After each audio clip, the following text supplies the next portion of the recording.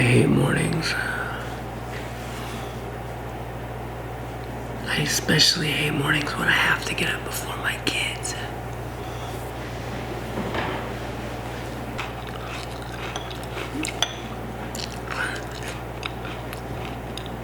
Kids are like nature's alarm clock.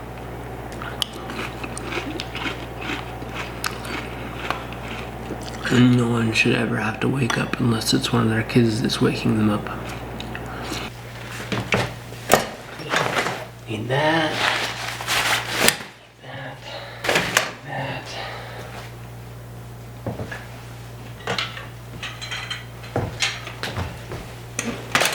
Need that.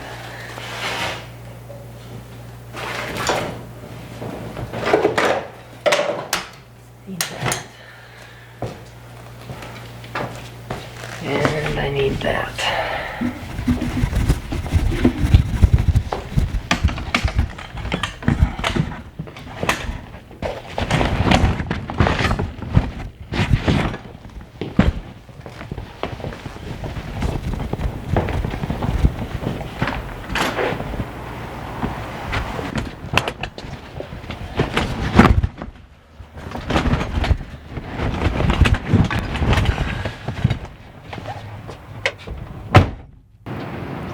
The Harrington School, home to graffiti, dust, and allegedly ghosts. I love this place.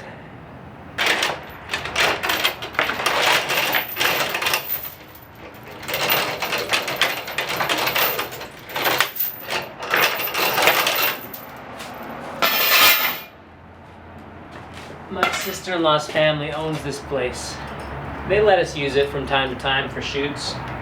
Today is a special shoot.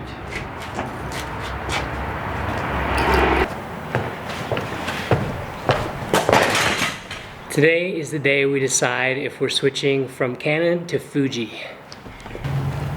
And I know what many of you are thinking right now. You're going, hey Andrew, what about Sony? And to you I say, and I don't know what it is. I don't know if it's just me and my aesthetic ability is at a different level than other people. I mean, probably not. But for whatever reason, I can't get Sony's color to do what I want it to do. But when I'm editing a Sony file, a Sony RAW file, and I'm trying to get the color to do what I want it to do, I just get so frustrated and I spend forever and I never get it quite there. So anyway, Sony, yeah, I mean, great cameras, but the color just... So let's review the types of photography that Danae and I do. First off, candids. Now, when it comes to candids, which would you rather show up to a Christmas party with? I think it's no-brainer, especially, well, with that off, it's even lower profile. And then with the autofocus on the new XT-2, it's really a no-brainer. It's there for you in all candid moments. It finds the face. Second, events and wildlife. Now, and I group these together because they're comparable in some ways. Autofocus is a must, you know, reach is important. Continuous focus is huge.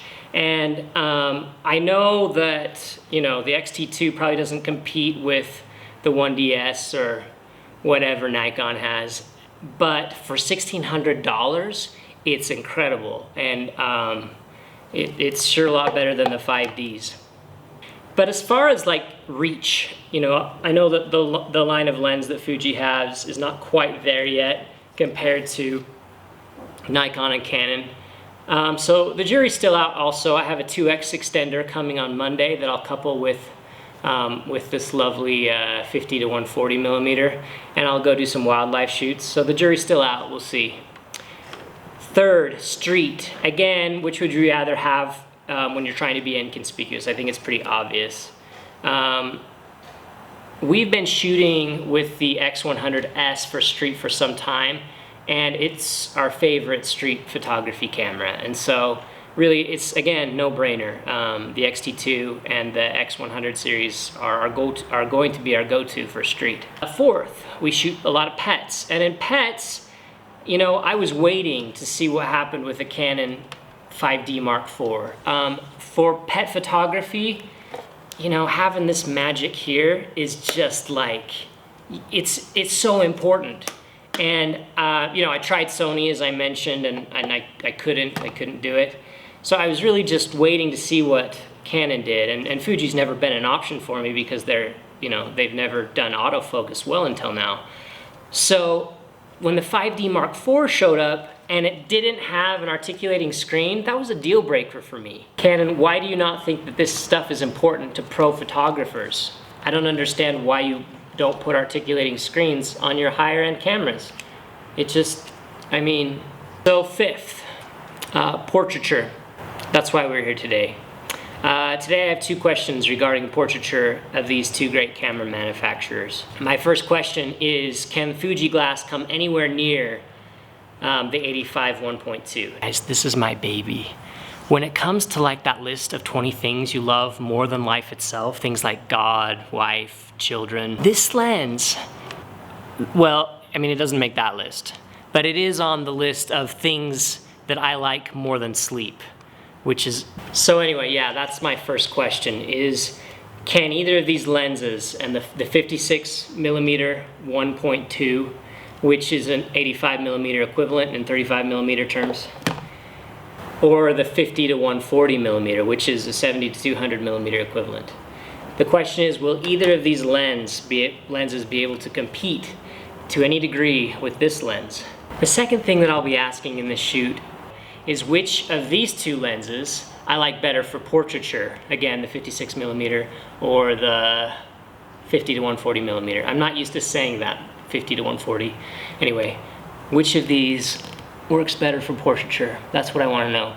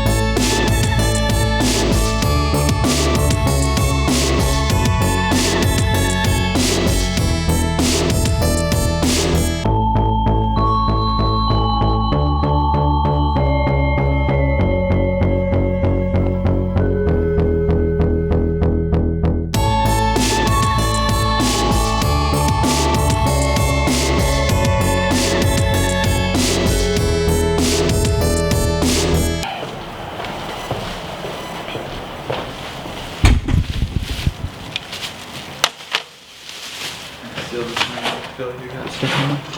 Yeah, still while you can. I'm about to break it. Okay, nice. No, I really am. No, I believe you. Oh. We're in a warehouse. Alright. Mirror break time. Yeah, let's do it. Okay. Ow! That's harder than I thought it would be to break. I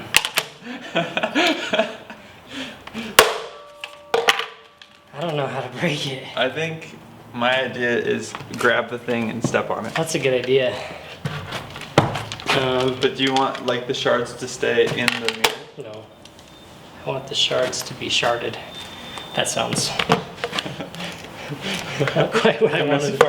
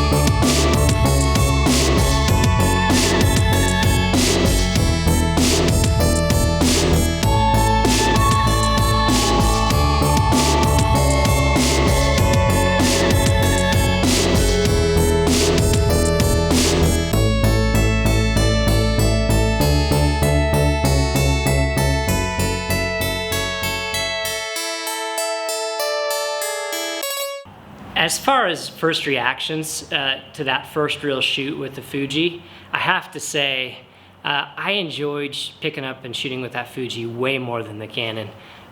It just felt better in the hands. It was a better overall experience. I enjoyed looking through that viewfinder a lot more than Canon's viewfinder. It felt bigger, it felt more rich. I don't know how to explain it, but it was a better overall shooting experience by far. Okay, now that the hard work is done, I get to relax in my wonderfully comfortable office chair and inspect some raw files and see what we were able to get. Now, some first things before we get into the pixels.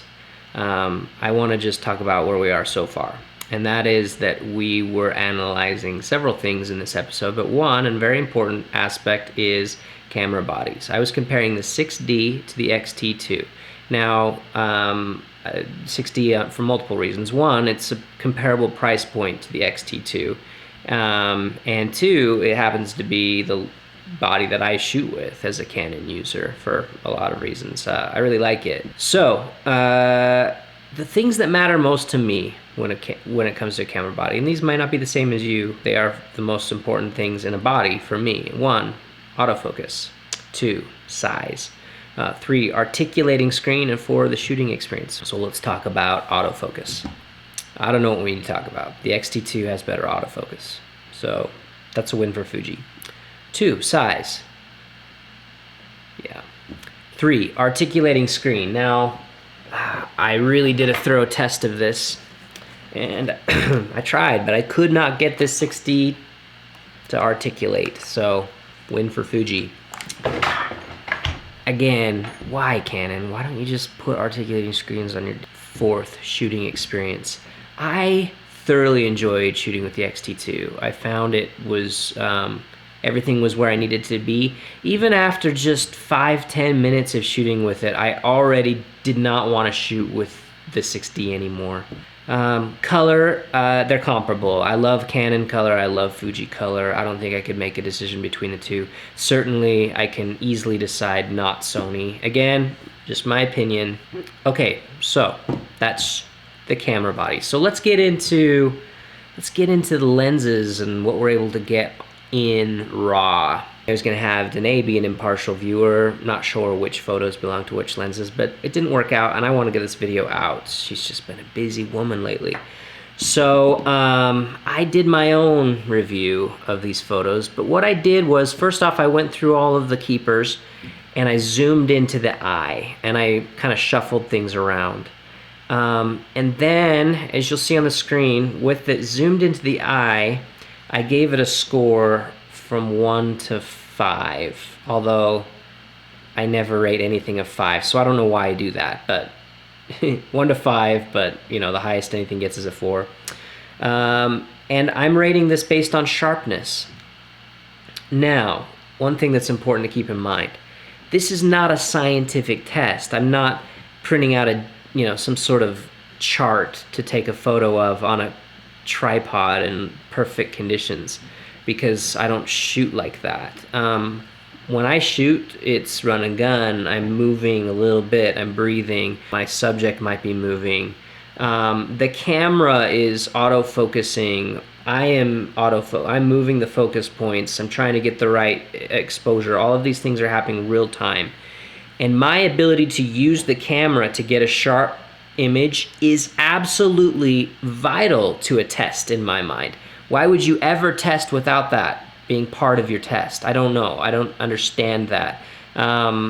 So, if that's important to you, you can get that elsewhere. This is not a review for that. What this is a review for is how I shoot subjects in a real-world scenario, and how sharp of images I'm able to get using that particular device with that particular lens. So if lens A is sharper than lens B, but using the combination of lens B with camera B, I'm able to get sharper photos because of autofocus and other things, well, why would I choose lens A? That doesn't make any sense. So that's why I test like this. So this test, I'm zoomed into the eye, and all of the photos in Lightroom are zoomed in just to the eye, so I don't know as I'm culling through. In fact, if you hit I, it'll hide the info. I don't know what lens is what and which body's what. I'm just looking at eyeballs. And I'm rating it 1 to 5. And I'm looking at this one and I'm thinking, you know, that's probably a 3. It's fairly sharp. This one's looks to my eye sharper. So I would give it a 4, and so on. I'm just going through and I'm looking based on what I think. I'm looking at sharpness. Okay, so based on that, I went through all these photos. I gave them a score. I went back through and I calculated those scores, got averages for each lens, and I was able to determine what my eye deems is the best lens camera combination. And here's what I came up with. 1, the winner, and that is the 6D with the 85mm 1.2 was the sharpest at an average of 3.6. And I knew going into it that it's just sharp lens. I mean, that's not a surprise to me. It shouldn't be to anyone. It's a sharp lens. It's going to get crisp, nice, sharp photos as long as you know what you're doing. So, not a surprise. Moving on, 56 1.2, the Fuji. This lens, in full frame land, this is the equivalent of an 85mm. And it's, you know, supposed to compete with this guy. At least, I assume that's Fuji's plan. So, what did it score? A 3.2. This was a surprise to me. I did not expect it to be that sharp. I figured it wouldn't be as sharp as the Canon 85, but that was decent. Now this guy was disappointing. This is the 50-140mm 2.8. Just did not do as good a job. It was like 2.6 on the sharpness factor. So, a little disappointing and a little revealing. Again, this is just according to what my eye sees. You may feel that you have different results. Moving on. Next, I went to the bokeh test. Now, for the bokeh test, I tried to concentrate my attention on this area of the photo, not necessarily the subject. And I tried to forget as much as possible what camera and what lens was doing what work. And I was fairly successful at being unbiased and forgetting and not really remembering, because I was pretty consistent in these shots. What camera was doing the work and which lens at any given time. The only exception to that is in the low light scenarios where the color is very different between Fuji and Canon, and I'm not sure why outside they seem to be very similar, but low light they're like night and day different. So really hard to forget then. But also then again, I wasn't testing the bokeh in those low light tests, so that actually was fine. Anyway, what did I find? What are the results that we're all waiting for? The final scores were, again, same scale. Now I'm basing this on the creaminess of the bokeh, how well the subject is differentiated from the background, and you know, again, we all know what bokeh is. I don't need to tell you what bokeh is. The bokeh that I enjoyed the most was, again, no surprise, 85 1.2, and that's why I bought it, right? The bokeh is incredible, and the sharpness of the lens, those two things, and the color of the lens, by the way. Everything about this lens I love. You can see, I mean, this lens has been beat up. It's been well loved. I use this thing as, it's the workhorse of the family portraiture business. Anyway, I babble on and on. But the score, you want to know the score? It scored a 3.2 as far as bokeh. Again, nothing gets a 5 because I don't give away 5s. There were definitely some 4s, but on average, this got a 3.2 as far as the bokeh on the imagery. So next up, right after that, in succession, we have the 56 1.2, and it scored a 3. Again, I was surprised. This did really well. Better than I thought, better than I expected. Impressive. Finally, we have this guy. I really wanted this, and if we're bringing bias into the equation, here's what I was hoping would happen in all this. I was really hoping that this lens would be the winner. Why? Because I already bought this one. This one is a rental. But this lens did not do very well. Its bokeh is not impressive at all. It got a 1.75 in my eyes. When I tabulated at the end, I was shocked. This lens, yeah, well, we'll come back to that, but nah. Bokeh, not good. Not in my mind. And this is at 140 most of the time, wide open. All right, so finally we come to low light. For the low light tests, what I did, we were kind of out of time at the end of this shoot. They had to go. I only got an hour with this couple. So what I did for the ISO test is I just ran them down to the basement of this building, and I stuck the ISO to 3200 on both bodies. 3200 is usually like the upper limit. That's as high as I'm gonna go on ISO.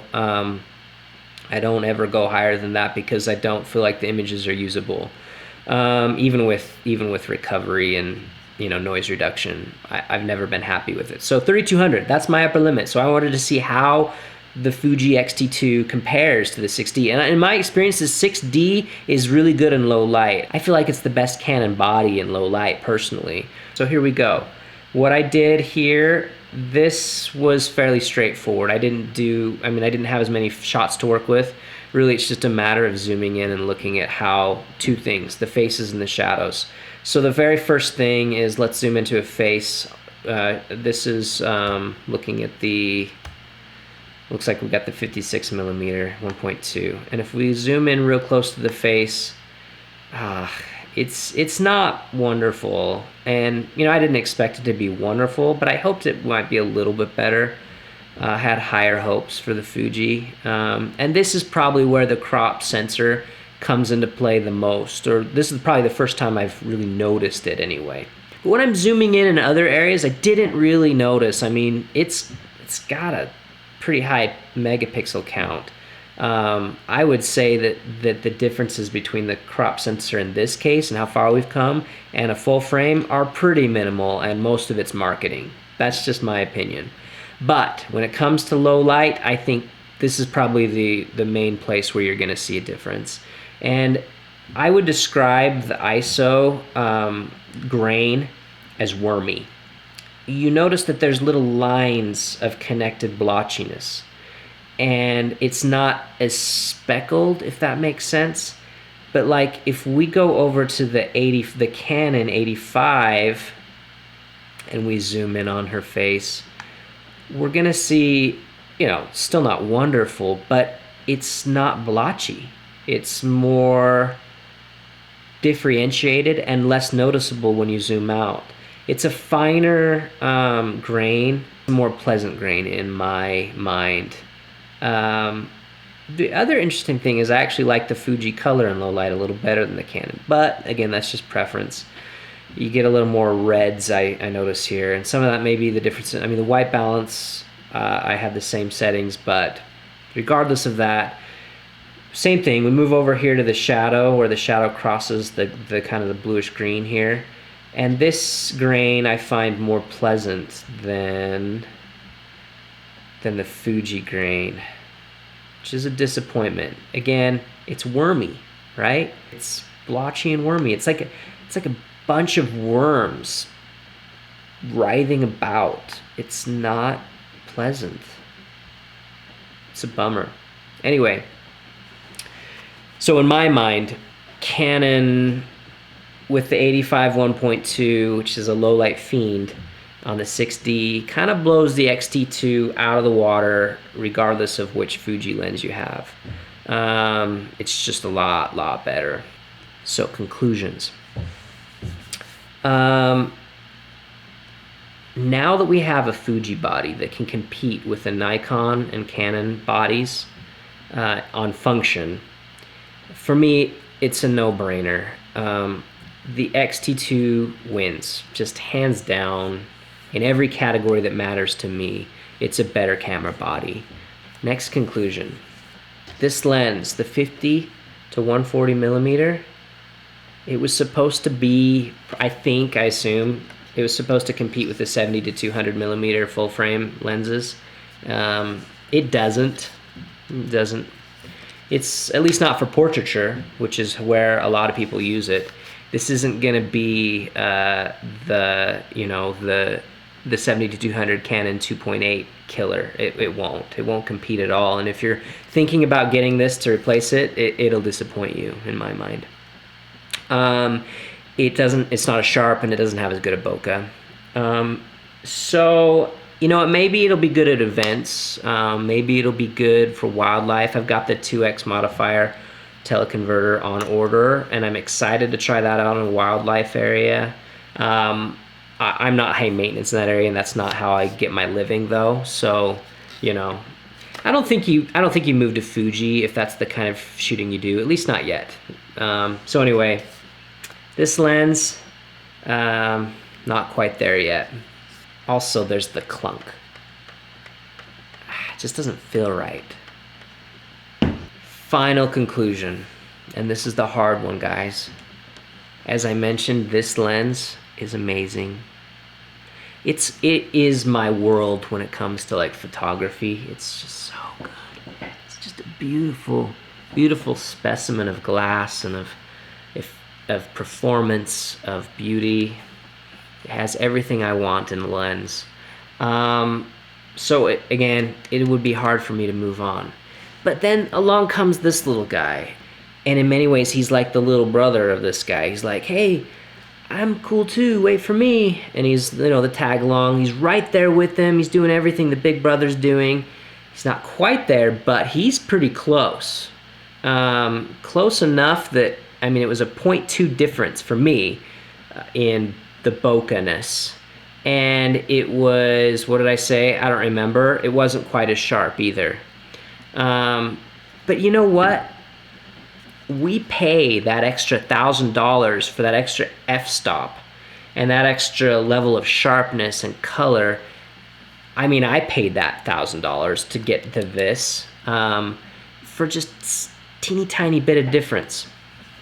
And if we've got that teeny tiny bit of difference here, am I, as a professional photographer or, you know, enthusiast photographer, whatever, if I've got a paying client and I want my work to be the absolute best I can make it, am I willing to sacrifice even a smidge for convenience? The answer is, I don't know.